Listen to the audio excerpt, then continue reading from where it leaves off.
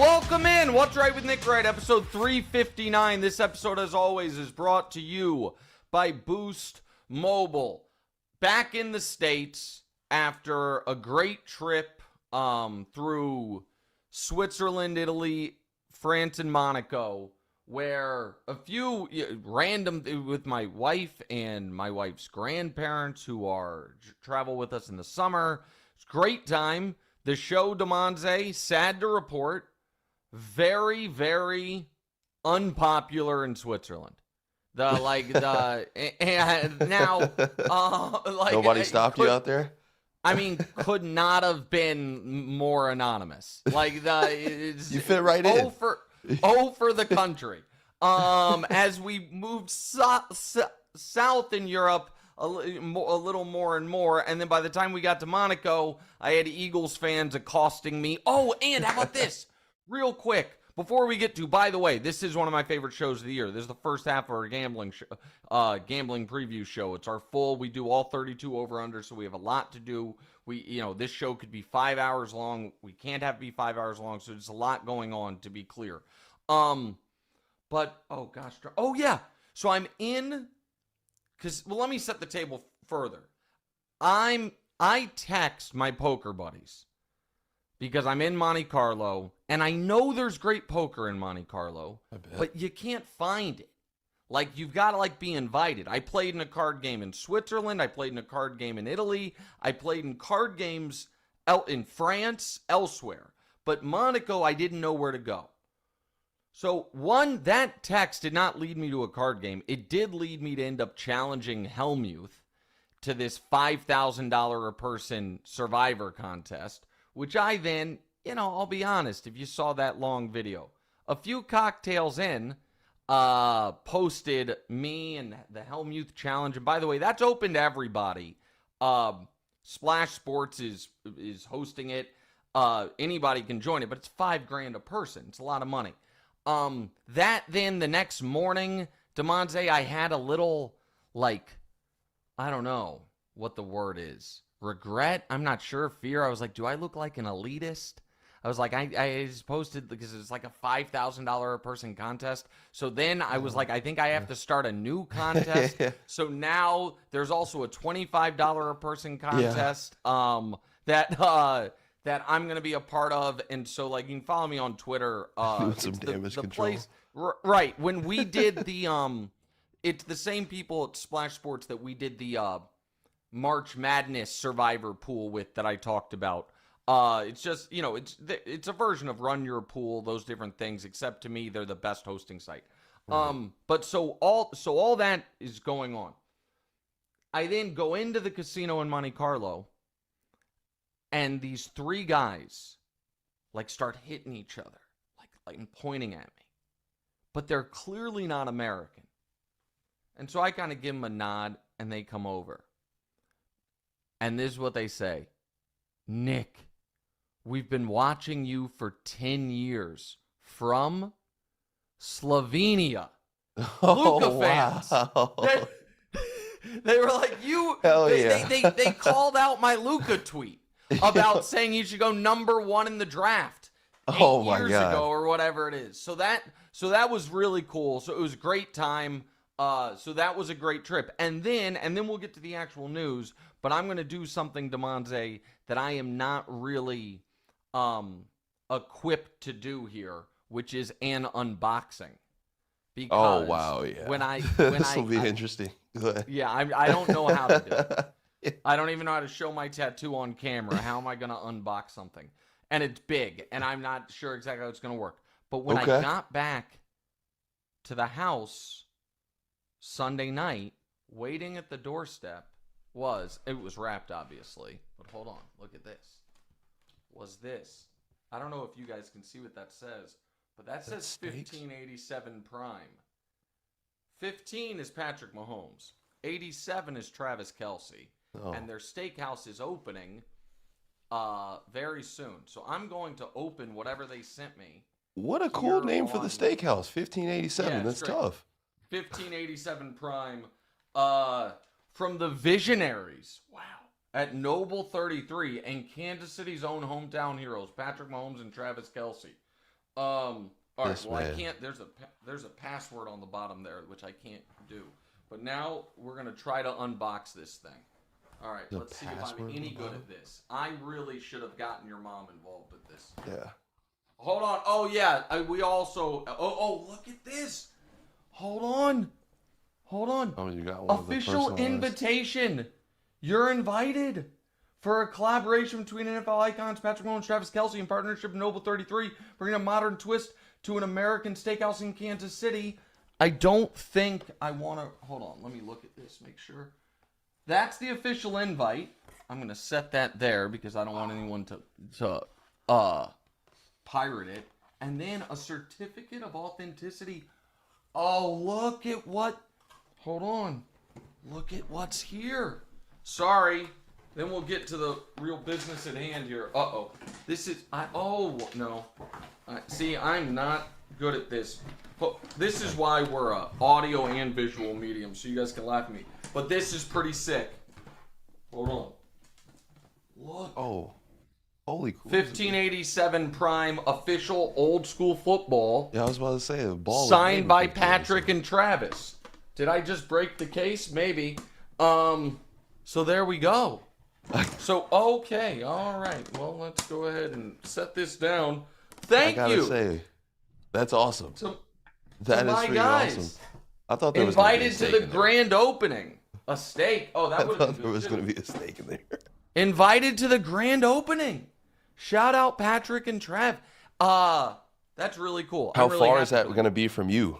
Like where you're at? Well, it's in Kansas City. Yeah, never mind. Yeah, so I mean, it's not close. Maybe a little far. I'll say it's gonna be a flight, but you know what? For my guys, it's the least I can do. All right, on to the actual show. How'd that unboxing go? Give me out of 10. Well, it's like a 6 out of 10. You could have done like a little bit more, like flipping it up like a little bit higher, but for the most, we saw it all. I think we you did needed all right. you needed to protect the envelope. So honestly, it's exactly. Yeah, I mean this. Okay, you upgraded me. Look at that certificate of authenticity. How cool! All right, time for the show. We are in the show, by the way. Like, subscribe, review, 5 stars, thumbs up, bells, all of that. Now straight to voicemail. Brought to you by Boost Mobile. Terry McLaurin gets a real contract, 3 years, $96 million. Trey Hendrickson gets a raise. This is difference here. Trey Hendrickson didn't get an extension, didn't get extra years guaranteed. He did get, Trey Hendrickson was really mad. Trey Hendrickson felt disrespected. Trey Hendrickson wanted to get, have the team appreciate what he had done for them. And they said, well, how about instead of all of that, we just give you an extra $14 million? And he's like, okay, deal.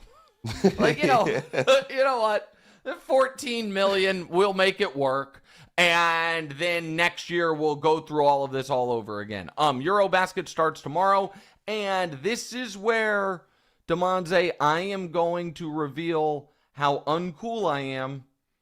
Justin Herbert and Madison Beer are dating, and this is where I tell you, I have no idea who Madison Beer is. None. Yeah, I've heard of her a few times. I think she's probably an actor. But yeah, you know I'm what? not big on that. We're not I'm first of all, couldn't be more proud that you're as ignorant on this topic as me. I'm sure she's lovely.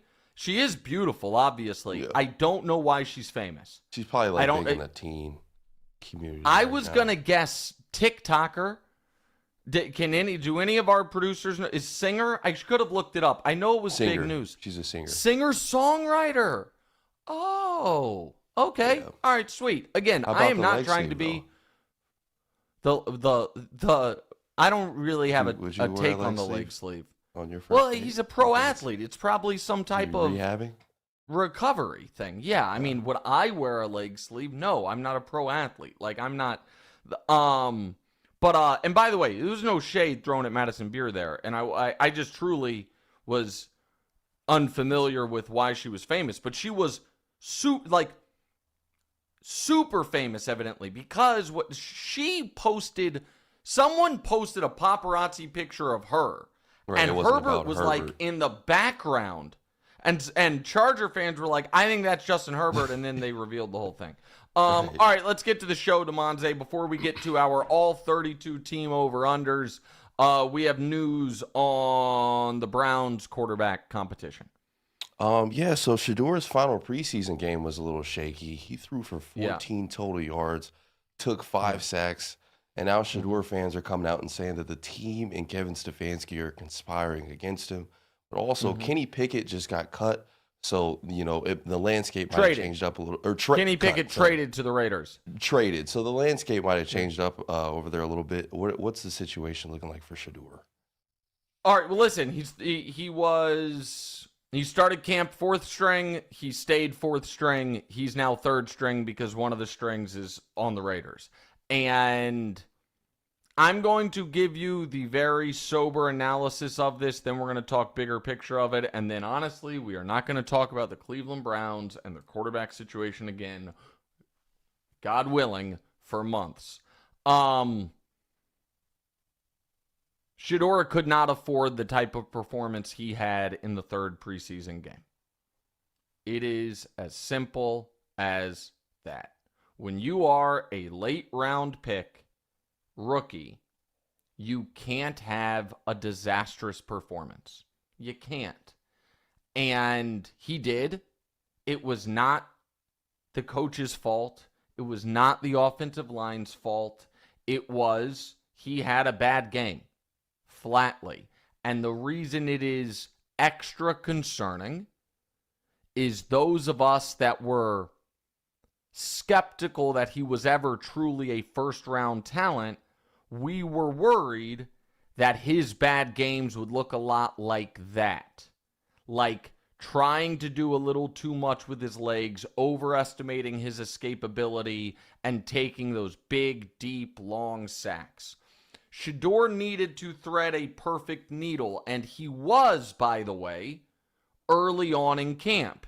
He needed to play well in practice. It looked like he was. He needed Dylan Gabriel to struggle in practice. He was. He needed to play well in the first preseason game. He did. He needed Gabriel to struggle in the first preseason game.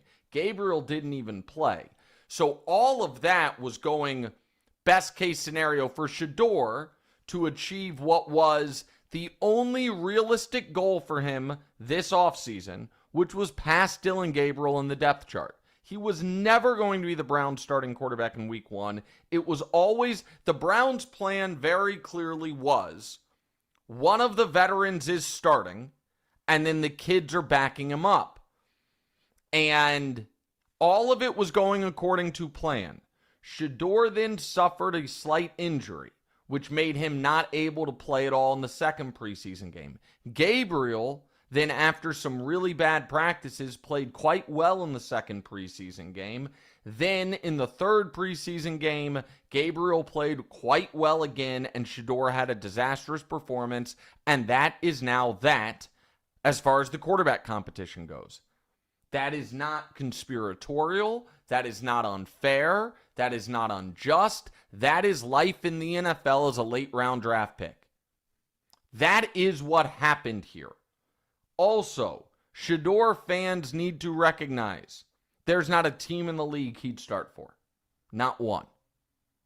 You're on the team with arguably the worst quarterback situation, and he is fairly, right now, their third best option to be a starting quarterback. Okay? That is where we're at. Now, is that a death knell for his career? No. Do I think he has more potential than Gabriel because of size and pedigree? I do. But if I had to, from what we saw in those preseason games, if in week 1 Flacco goes out, you would have to be more comfortable putting Gabriel in. That is what it is. That's not ridiculous. That's not unfair. That's not a vast conspiracy. That is what it is. The reason I find this story interesting is the reason I find a lot of things interesting is when they are symbolic for a greater problem or issue. And the Shedeur Sanders commentary to me is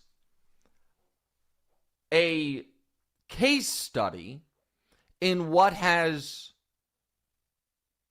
is currently ailing so much of our discourse surrounding sports and other things, which is either totally uninformed actors or outright bad actors churning the outrage mill to create engagement and controversy that then the current actual media feels obligated to treat seriously because, well, it's what people are talking about, and then it becomes a valid, real story.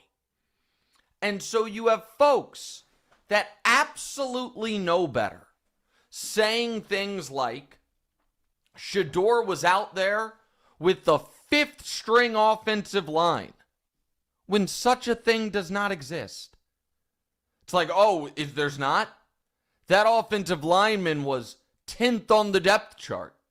Well, yeah, I get it. But there's 5 offensive linemen that play at a time. And so first of all, there is no such thing as a fifth string offensive line. You have people who know better saying, oh, color me shocked. Those offensive linemen on the field with Shedeur were cut shortly after the game. No shit, man. You're at a 90-man roster in your third preseason game. 37 of those guys aren't making the team. Guess who doesn't make the team? Guys playing at the end of third preseason games. And there is just a kernel of enough validity to the conspiracies, because is it likely true that the head coach didn't actually want Shedeur and the owner told him to draft him? Yes, probably is true. Is it likely true that the head coach wanted Dillon Gabriel to win that competition because that's the quarterback he wanted and Shedeur is the quarterback the owner wanted? Yes, that is likely true. Does any of that mean Shedeur was set up to fail, couldn't succeed? Nah, man, throw the ball away. Don't retreat back 25 yards. Don't make the types of mistakes that some of us were worried you would make. And it's not, again, you're a 5th round pick. It's fine. And because the owner wanted you on the team, you're likely going to get to play at some point this year, because the owner said both rookies are going to need to play. So the way this probably goes is the Browns start the season, they're bad. Third of the way into the season, they pull the plug on Flacco. They go to Dillon Gabriel. They're still quite bad. Gabriel, as in my opinion, an overdrafted 3rd round pick. He doesn't look like the guy. And 5-6 games later, they give Shedeur a try. And Shedeur is a slightly underdrafted, but still not ready 5th round pick. He doesn't look like the guy. And next year, the Browns use the pick they got from the Jags and their own pick to draft their actual quarterback. That's probably how this thing's going to go. But it is the folks out there promoting the idea, league-wide code red. The whole league was told, don't draft him. And then the Browns were told to draft him.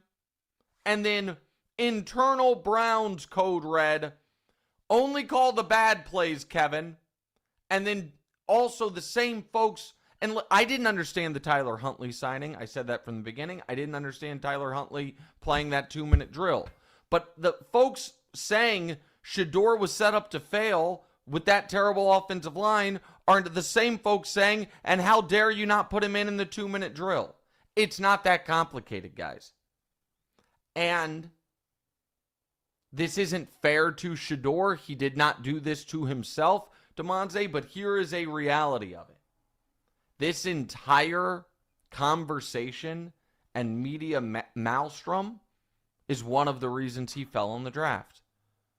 Because he's not a stud player. And no other team is having to answer questions about their deep end quarterback competition. And it's the only thing Stefanski's had to deal with. So it's just, that is what it is. And the Raiders needed to pick in that game. I think it was that he super wasn't ready. obvious why Gabriel was ahead of him. I don't think anybody should be calling for conspiracy. Like you saw well, it. That's the thing. And that's what's to me so disheartening is we saw the game and people still are like, nope, that does not jive with my priors. That does not jive with what I wanted to be true. And there is an element of, have you ever watched this is a bridge too far, but I don't care. Have you ever watched the Flat Earth documentary? No. You should watch it. It's really a truly fascinating 90 minutes. Okay. And these aren't bad people, and it is really interesting. But the culmination of the documentary is one of the group of flat earthers spending a ton of money into getting the equipment. I'm going to get this a little wrong. The optical equipment you would need to prove that, all right, we're going to set up this pole and light here. I've seen those videos. We're going to set up another pole here. And if the earth was flat, the light will shine at this place. And if the earth was flat, the light will shine at this place, and we're going to prove it. And they do it, and the light shows up where it would show up if the earth were round. And the reaction initially is, huh? Let's try it again. Then they do it again. And it is a brief questioning, is the equipment broken? And then it immediately goes to, wow, the conspiracy's even bigger than we thought. They've somehow hacked lighting. And there is an element of that with some of the Shedeur stuff, which was... illusion, denial. Right. It was, he's clearly better. He clearly should be the guy. He's clearly not getting the opportunities. They're clearly, if he and Gabriel were both playing, and then they play a game, Gabriel looks good, Shedeur has a really, really tough performance, and instead of it being like, oh, okay, that's why he was ahead of him on the depth chart, it was, wow, these sons of bitches will go to no end to stop my guy. Yeah. And it's a little canary in the coal mine of some of the bigger issues we have right now with what is truth and what is not. And so I find it interesting. I do. I know that my favorite NFL podcast, Greg Rosenthal's NFL Daily, which I'll be on later this week actually, they have done a really good job of like not leading with the topic every day that, the shows like the TV shows like mine lead with the juiciest thing, because they're like really giving you the news and information and stuff.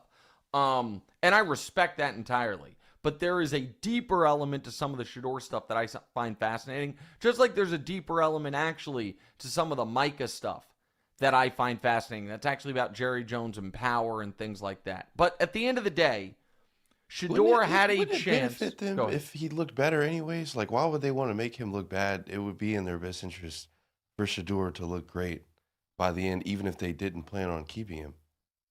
Of course. Of course. Guys who want to keep their jobs want to put the best quarterback on the field. Yeah. Right. I mean, there's most conspiracies, DeMonze, fall apart at the first or second question. Most. And you just asked the first question, which is Wait, why again?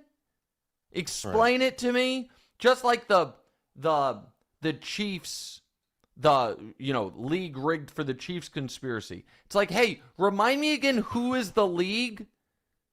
The 32 teams? So why again are the Chargers in on this? Like, someone explain that to me. Yeah. So most of them fall apart instantly. But so listen, he had a chance to pass Gabriel. And if Gabriel, and the nicer way to frame it is, Gabriel, after that injury and watching Shedeur in preseason game 1, was under real pressure. And Gabriel responded. And so, shout out to him. All right, before we get to the Micah stuff and then our over-unders, the rivalries, the marching bands, the upsets, Saturdays just got way more fun. College football's back. Put your knowledge, think you know the game, put your college football knowledge to the test with DraftKings Sportsbook and turn your picks into big payouts. From live betting during the game to rivalry week odds, boosts, and so much more, DraftKings Sportsbook has everything you need to stay in the action from kickoff to the final whistle. Whether you're betting on your go-to team or making moves mid-game as momentum shifts, Saturdays are yours to own with DraftKings Sportsbook. For the first time in at least 40 years, if not longer, the number one team in the nation is an underdog in week 1, as number 1 Texas is a 2.5-point dog at Ohio State this Saturday. Of course, lines and odds are subject to change. Something special, you guys. This is the best one we've had yet. First timers, right before football. New customers bet $5 and get $300 in bonus bets instantly. Again, new customers bet $5, get $300 in bonus bets instantly. Download the DraftKings Sportsbook app and use code Wright. That's code Wright for new customers to get $300 in bonus bets instantly. When you bet just $5 in partnership with DraftKings Sportsbook, the crown is yours. All right, DeMonze, let's do the Cowboys here. Again, a kind of bigger picture thing, and then we're going to get to our over-unders. Yeah, so things are getting spicy in Dallas. Not only has Mike Parsons not agreed on a new contract extension, but he was seen everything but sleeping on the tent at the last preseason training game. Table. On the training table. Things are so bad in Dallas. You had them last place in your predictions week. You also somehow connected Micah's situation to the alleged Chiefs disrespect. Do you mind explaining both of those? Sure. I'll start with the Chiefs one real quick. And I'm so mad it took me this long. I had this eureka moment. Because, listen, I scroll Twitter. I see the other shows. And so many folks are, Chiefs are vulnerable. Chiefs are on the downturn. Ravens and Bills have gotten better. Chiefs have gotten worse. Chiefs are fairly, still really good, but they're not the caliber of those other teams. Those takes are, it's not a straw man, those takes are very common this offseason. But then I realized during the Micah conversation, so many of the people who are currently arguing the Ravens are the best team in the AFC, the Bills are the best team in the AFC, when the subject of who should trade for Micah Parsons comes up, you know what I haven't seen? Well, Kansas City better do it. In order to bridge the gap between them and Baltimore, if they want to stop the best quarterback in football, Josh Allen, if they want to slow down the most dynamic dual threat we've ever seen in Lamar Jackson, the Chiefs need to go all in and trade for Micah Parsons. No one's had that take. You know what take you hear every effing day? If I'm Baltimore or Buffalo, I get on the phone with Dallas right now. So finish the thought. Why? Who? In that scenario where Baltimore or Buffalo are trading multiple first-round picks and giving out a record-setting contract to get a pass-rushing edge defender, who is it that they're acquiring that to beat? Not, of course, the Chiefs, because those teams, they're already better. They've already ascended. I was watching and I'm like, oh, you all told on yourselves. You all are claiming you think Buffalo or Baltimore are better, but then you're also saying they might need to add the league's best defensive player because they need to get over the hump. What's the hump we're talking about? So that's how I connected it to the Chiefs situation. I'm 100% right. Everyone knows it. Now, here's the Dallas thing. And this is what I find fascinating and the reason I want to talk about it. Jerry Jones has broken the rules and nobody but Mike Florio seems to care. He is not allowed to negotiate directly with Micah Parsons. He knows that. He does not care. And he not only did it, but his stance is it's a binding negotiation. And he is fine with saying to the world at large, there's nothing more to negotiate. I negotiated it with him. And it is so brazen. Brazen.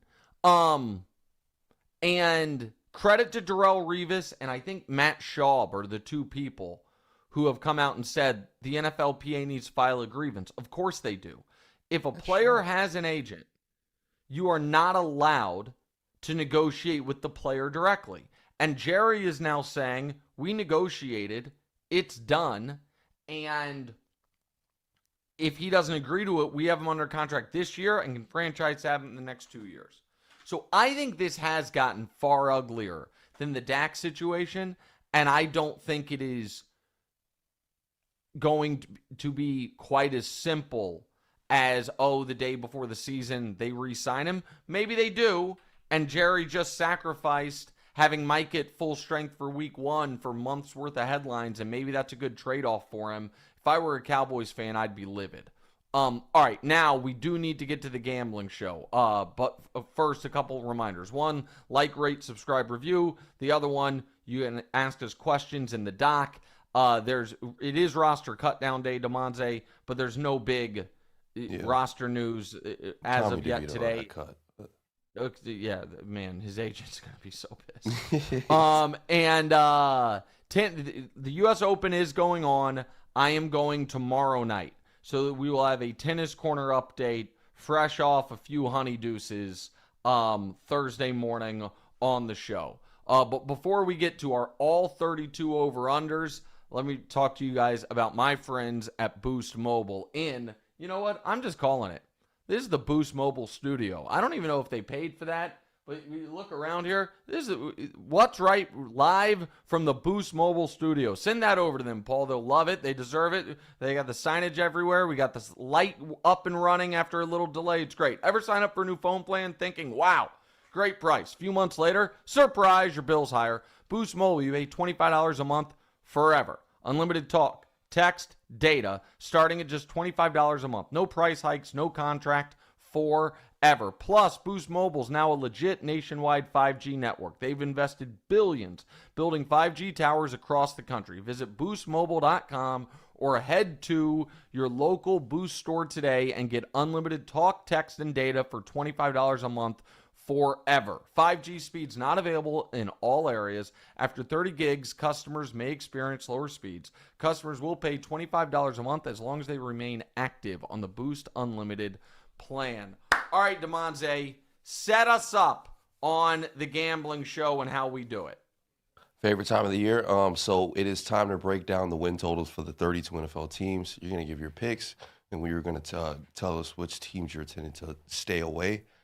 So last year you went 6-2 on your over-unders, and even though you didn't bet these, you went 12-7 on your stayaways. It looks like, are you trying to say on your on my no on your so, leans yeah, or stayaways? Let me. So overall last year, I went 20-12 total. Okay, 20-12 overall. I made 8 actual bets. I was 6-2 on them.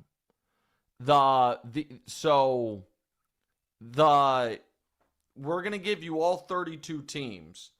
This year there are 10 actual bets I'm making, but I will give you the actual, I will tell you which way I'm going on all 32, but I'm only making 10 actual bets. But last year, if you just bet every single team that I said over under, you would have had 20 wins, 12 losses. As always, all lines and odds courtesy of DraftKings. Lines and odds subject to change. So here's the deal, and we'll go over the full recap of last year's gambling show on Thursday's show. DeMonze, I forgot this, absolutely crushed in the preseason gambling show. DeMonze made 5 bets and was plus 9 units on the bets because they were all big plus odds. Yeah. You crushed on those. I crushed this year too, hopefully. I believe in you. The over-unders are important that you incorporate the VIG on it. You can't incorporate the VIG on the record, but on your bets, you obviously can incorporate profit loss. We're going to do this division by division. I'm going to roll through them, and DeMonze, you and I will discuss them. I'm telling you right now, in the AFC East, there is not an over-under that I am betting. But we'll go through them, and I'll tell you which one I'm leaning. So the Bills are being listed in most places as an over-under of 11.5. But there's been so much action on the over that it's minus 175 VIG at the 11.5. So the total for the Bills that is truly their updated total is 12.5. Because the VIG on 12.5 is plus 125 over, minus 150 under. That I feel like the Bills are a 12-5 team. I don't think they're getting to 13 wins. I could see 11-6. I think that so this would be to me at 12.5, laying minus 150, a slight under. Sean McDermott seems a little concerned about their defense, DeMonze, but Josh is too good, and they have such an advantage of that division and owning it the way they do that it feels like their floor is 10 wins. I think they're a 12-5 team. I would go under just barely. And any of these, DeMonze, that you have a big issue with or want to add to, just do it. There's a bunch of them. Yeah, I'd definitely lean under on 12.5 for the Bills. I went through the schedule. I see some. I wouldn't feel comfortable going over on 12.5 for the Bills this year. And the other thing is, how good do we think the AFC East is going to be? And this is where it gets tricky. Dolphins total is 7.5. They win to a play. And by the way, the VIG is almost exactly even. Minus 105, minus 115 over under. The vibes with the Dolphins seem to be wretched, right? Yeah. They also win Tua plays. And they have a very good D-line. But Tyreek doesn't seem to want to be there. This feels like the perfect number. I am going to, gosh darn it. This is why I'm not betting these. I'm going to, by the slightest of margins, say under. I definitely can see them going 8-9, but I will say it's a 7-10 Dolphins year, and I will go slightly under. It would not shock me if the Dolphins start off hot and it looks like, the Dolphins from a couple years ago. But over the course of the season, I just can't trust them. And it seems like the team might be souring on Mike McDaniel a bit, or at least not taking him as seriously. I'm a slight under. Aren't those things kind of reversed, though? Tyreek Hill wants to be there, and the team also isn't souring on McDaniel? No, correct. Correct. Oh, you were just saying in that case. Okay. Yes. And so, no, it could. That's why I'm saying I'm a little anxious about it, but I will go slight under. This one shocked me. Patriots over under 8.5. When that number came out, I thought it was way too high. The juice is even on both sides, minus 110. And yet, despite that, DeMonze, I'm going over. Wow. I believe in Mike Vrabel.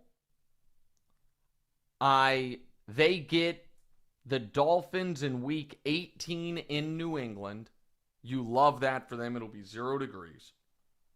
They get 2 games against the Jets, who I'll get to in a moment. Drake May will be better than he was last year. I think the Patriots win 9 or 10 games, can make the playoffs, and I will go over on the New England Patriots. Their schedule's bad. You meaning easy or hard? Easy. Like their schedule's just, yes. Yeah. Yeah, I mean, that's a huge piece of it. Right. A huge piece of it is who they ended up drawing schedule-wise. Jets, 6.5 with heavy juice on the under. I still have to go under because all of the reports out of Jets training camp, DeMonze, are that offense is in real trouble. I like Aaron Glenn. I think he's trying to build something. I think he'll build it in the mold of Dan Campbell in Detroit. But Dan Campbell's first year in Detroit, it was not good. I think it will be similar with the Jets. And again, I'm not betting it. But for the AFC East, Bills, Dolphins, Jets, all unders, Patriots, overs. And then we move to a division. I have strong feelings on a lot of these teams, but only one win total that I want to bet, and that's the AFC North. So, Ravens, DeMonze, over under 11.5, juice slightly to the over. I am not betting it, but you can't pick a Ravens under until proven otherwise. Yeah. And so to me, they are an over. When Lamar, like last year, it felt like they lost a ton of dumb games. They still won 12. And I like the moves they made this offseason. I think they will continue to be a regular season juggernaut. With that said, the reason this is not a bet for me is the slight concern that Derrick Henry, we saw the last great Derrick Henry season. And if that's the case, I could see them only winning 11 games. But it wouldn't shock me if this team goes 14-3. It would shock me if this team goes 10-7. So because of that, I'm an over. I imagine you, DeMonze, are a strong over for Baltimore. Yeah, definitely. Yeah. Definitely the best team in the NFL right now. Definitely best team in the NFL.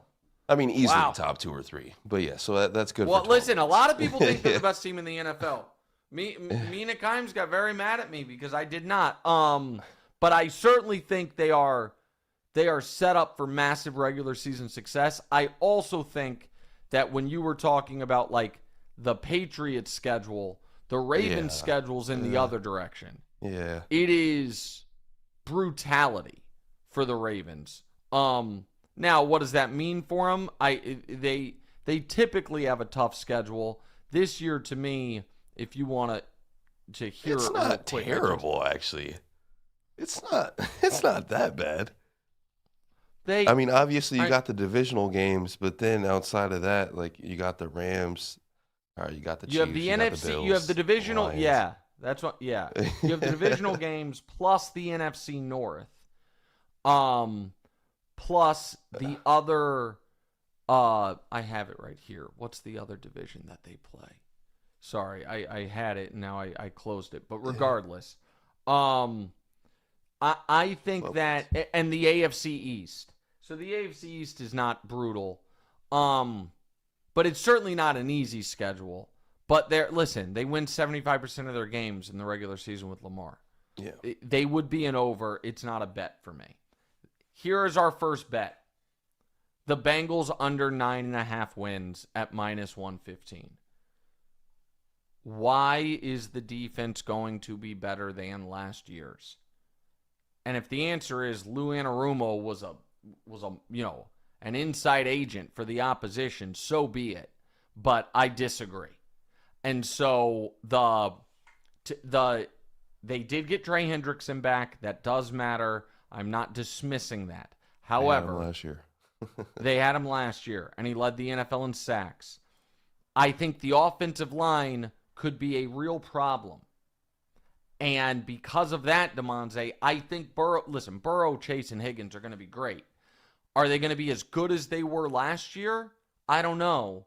And because of that, to me, the Bengals have a carbon copy year of last year. They win 9 games. They miss the playoffs. and they fire their head coach. That is my major Cincinnati Bengals prediction. This is Zach Taylor's last year there. And here's the other thing with the Bengals. When you look at their schedule, you like to say, oh, it opens soft at Cleveland, home for the Jags. They start every year so terribly. I don't know that I want my easy games early. Last year, they started against New England and found a way to lose. I also think Myles Garrett could wreak some havoc in week 1 against them. I'm not saying the Browns are going to beat them. I think the Bengals are an under, and that is a bet. This next one, DeMonze, is such a disrespectful number.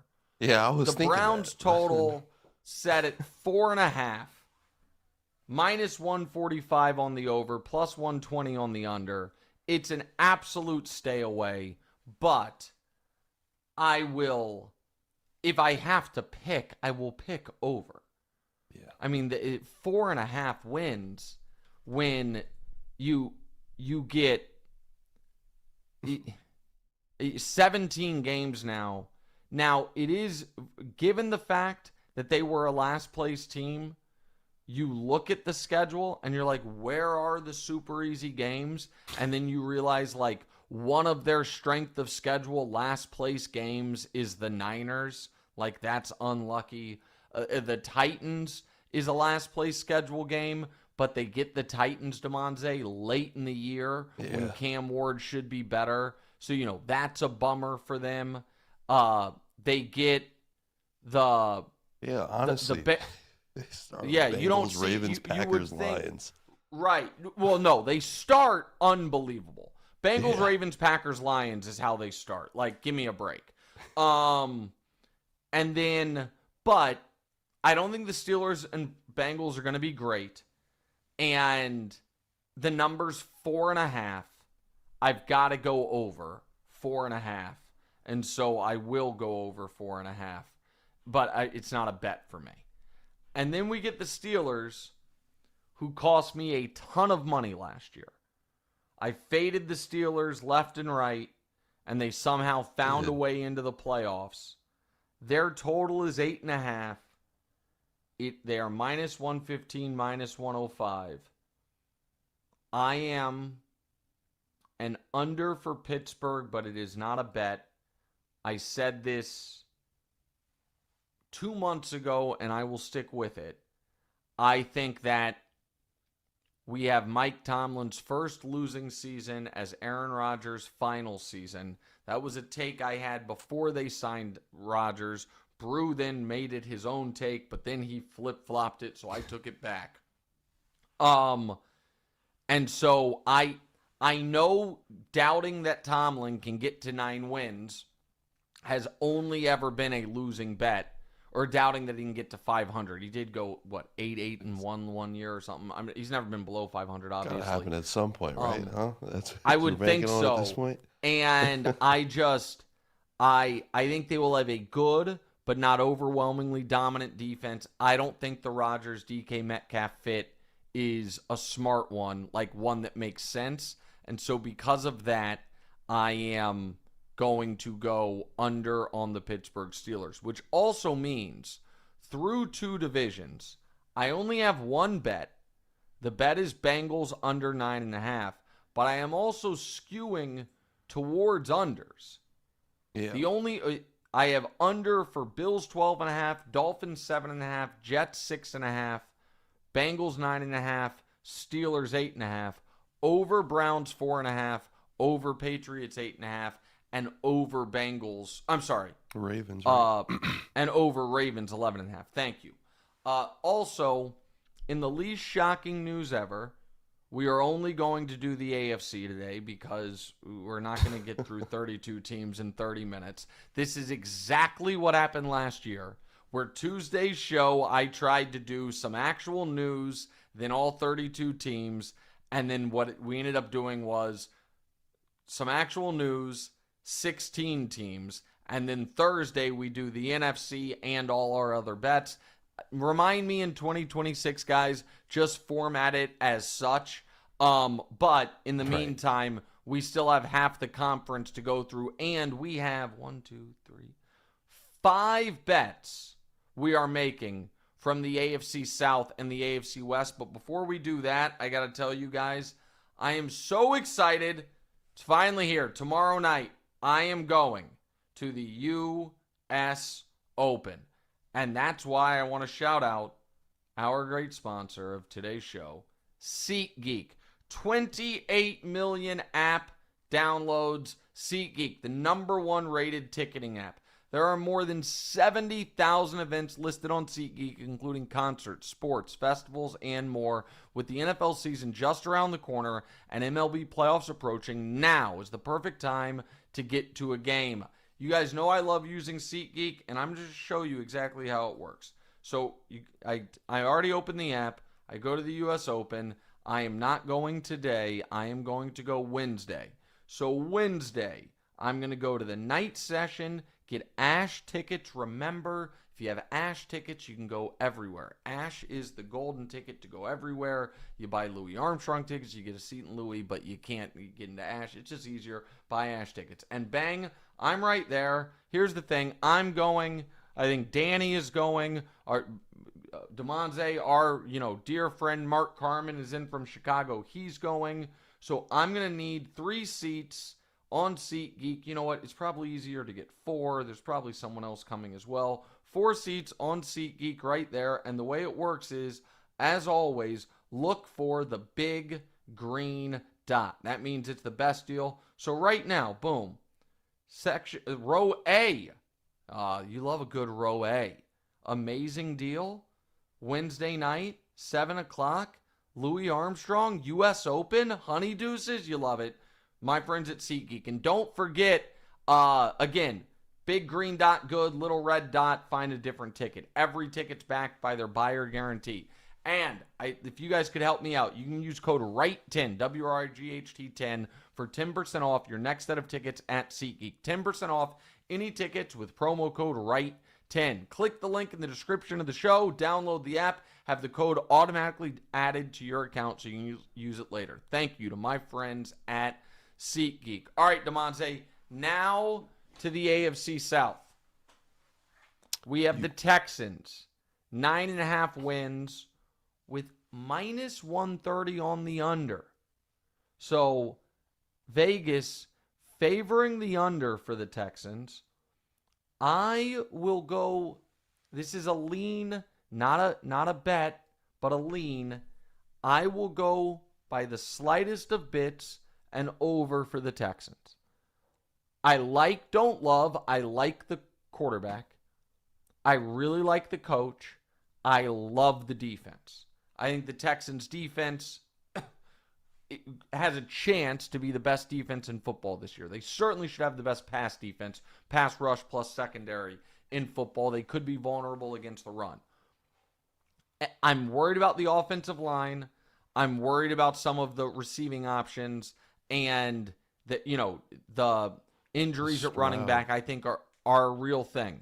But I like CJ. I think he needs a bounce back year. I don't think they're a dominant team. I don't think they're a Super Bowl contender, but I think they can get to 10 wins. So I'm getting plus money on it theoretically, even though I'm not betting it. So I'm a slight over for the Houston Texans. You were very high on the Texans last year, Demonze. Have you cooled a bit? How do you feel about CJ in Houston? I thought CJ was kind of dealing with some shoulder stuff. Yes, he is. Earlier this offseason. Over 9.5. I'm honestly gonna go under 9.5. I just don't want them to do that. I've got a bet that I probably can't disclose now. I don't know, but yeah, that would just go one of your bets that you're gonna talk about on Thursday. Yeah, 100%. Okay, so. all right, but I mean, they could still go over, but yeah, the defense is nice. Honestly, like logically, I'd say over. Just 'cause 9.5 is a little low for the Texans, but yeah, hopefully. But you're going with your. Okay. I understand, and 9.5 is not necessarily low for the Texans. Like I think it's a fair number. The next team listed is the Indianapolis Colts. Their number is 7.5. It is the same slight juice, minus 130 on the under, and this is a bet, and this is a bet that I love, and I am taking the under on the Colts. I am so dismayed by how they continue to handle the quarterback situation. Yeah, how do they not get the Browns treatment on the over-under? Well, because Steichen always finds a way to win games. Like, where they do deserve credit is they rarely bottom out. Last year they won 8 games. The year before they won 9 games. The year before that they won 4. That's how they ended up drafting Richardson. But then before that, 9, 11, 7, 10. Like, you know what I mean? They have been, and under Steichen, they've been in the mix. I think that ends this year. I do not like their weapons. I do not like their defense. I do not like Daniel Jones. And I think it is on the board that the Colts are the worst team in the league. I think that's possible. I think that let me put it like this.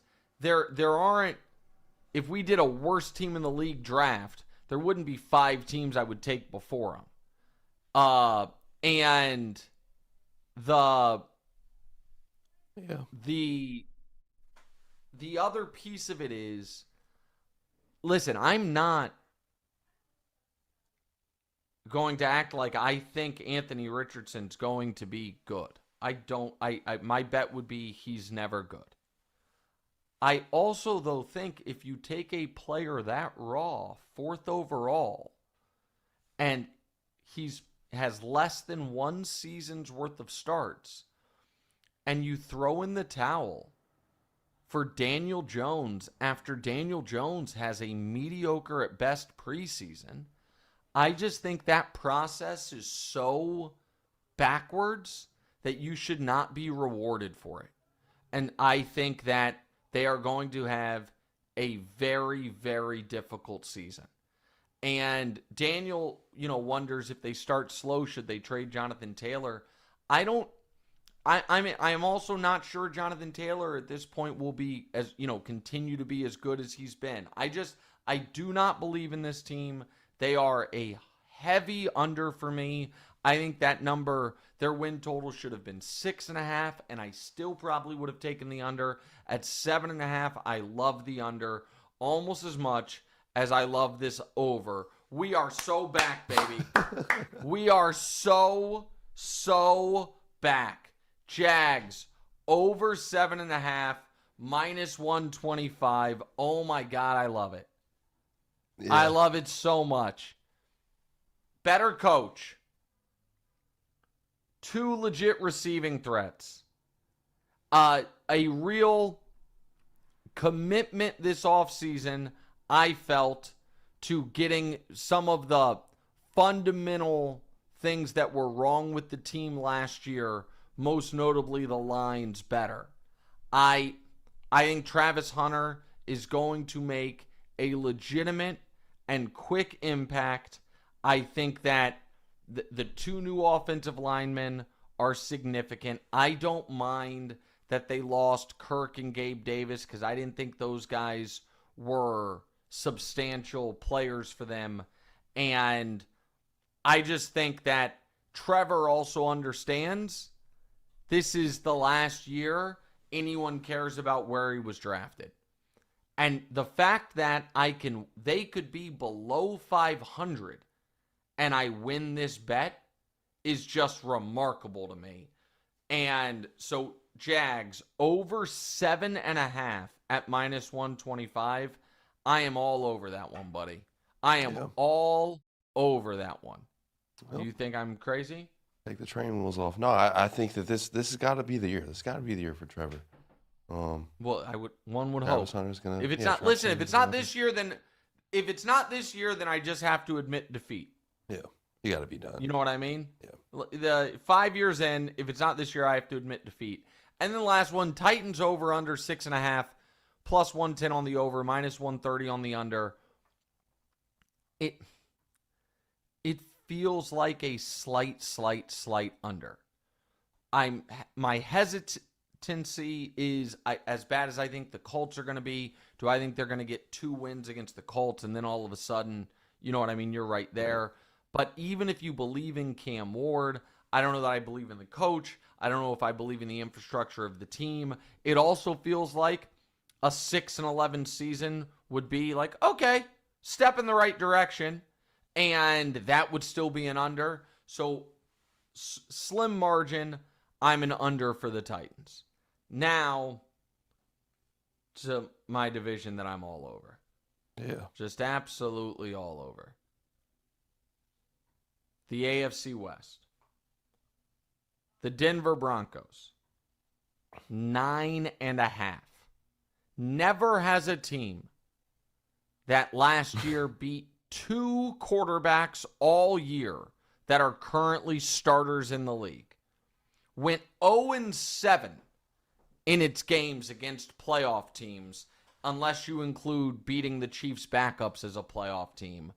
Gotten this much preseason smoke. Under 9.5 gets me plus 110. I think it is more than on the board that this team goes 7-10. They are more, let me put it like this. They are more likely to go 7-10 than 10-7. I will take the Broncos, and fading Bo Nix, who again was good last year. I don't doubt that he was good last year. I do doubt that he is going to have similar success this year. I will take that, and here is the thing that I say on the front end of that, DeMonze. They start the year off with 4 straight games against teams I don't really believe in. I think there is going to be a lot of Broncos folks. I'm planting my flag on this. I think there is a chance the Broncos start like 4-2. And I'm dealing with a lot of chirping.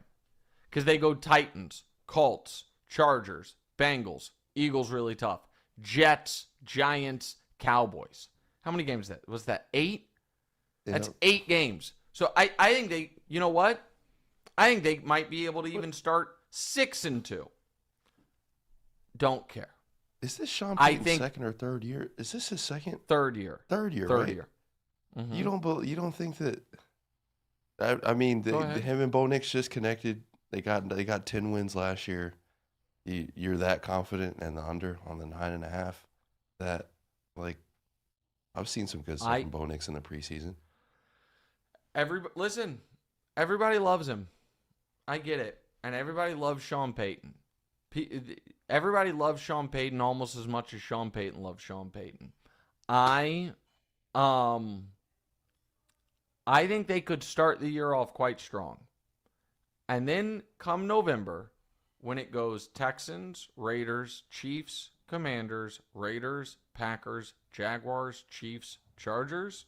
I think they'll just lose them all. A significant, well, no, obviously not lose them all, but a significant downswing that leaves them under 500 and on the outside looking in on the playoffs. Everyone loves the Broncos this year but me, and they better start off super strong. But I am here saying I expect, DeMonze, a big topic in September and October on the show to potentially be, Nick, ready to admit you were wrong about the Broncos. Yeah. And when I tell you guys, no, I am not. Now, to the easiest bet every single year, the Chiefs hitting their over. Under Andy Reid, it has failed to happen one time, and they made up for it that year by winning the Super Bowl. The Chiefs win total, getting even money, over 11.5 wins. That's an easy one. I will take over 11.5 every day with Kansas City. 12-5 would disappoint me. I expect 13-4 or better. They are not going 11-6. The Chiefs, we don't need to spend more time on it. Everyone knew I was going Chiefs over because it is the right bet. I am going over with the Kansas City Chiefs. And there's that. Now, to the Las Vegas Raiders. The Raiders total is 6.5. It is minus 145 on the over. I like Geno. I love Pete Carroll. I believe in the Raiders. I am going over with the Las Vegas Raiders. It is 6.5. I think the schedule is soft. I think Genty will be a force. I think Brock Bowers is going to have the best statistical season of any tight end. I believe in the Oakland Raiders 100% as far as being able to win 7 games. I think they can do better than that, and we'll talk more about that on Thursday's show, but I am in on the Raiders. Any objections there, DeMonte? No, 100%. I like the Raiders too this year with all the new stuff. Yeah. And then last but not least, the Chargers. Number's 9.5. This number to me is just about correct. I will lean under, but it is not a bet. I think they probably go 9-8 and just miss out on the playoffs. But it's a lean under on the Chargers. The Rashawn Slater injury is enough to tip me over to the underside if I had him at 10 wins before. So, to recap, we have the Jags over 7.5, the Chiefs over 11.5, the Raiders over 6.5. We have the Bengals under 9.5, the Colts under 7.5, the Broncos under 9.5. Thursday, we will do the NFC. We will do our make-miss playoff bets. We'll do our division winners, the Super Bowl exacta, and DeMonte's top 5 bets, which were, again, plus 9 units on 5 one-unit bets last year. One of the more underrated features of our show last season. It's a great show. I have to run. Save our questions from today's show for Thursday. I have to go. We are late for everything. I can't believe football's finally here. Like, rate, subscribe, review, do the whole thing. Talk to you guys soon. Thank you to Volume, DraftKings, Blue Duck, Boost Mobile, SeatGeek, and who else am I forgetting here? I think I got everybody in. If I didn't, I apologize. Talk to you. I think I said Volume on the front end. Talk to you guys all later. What's right?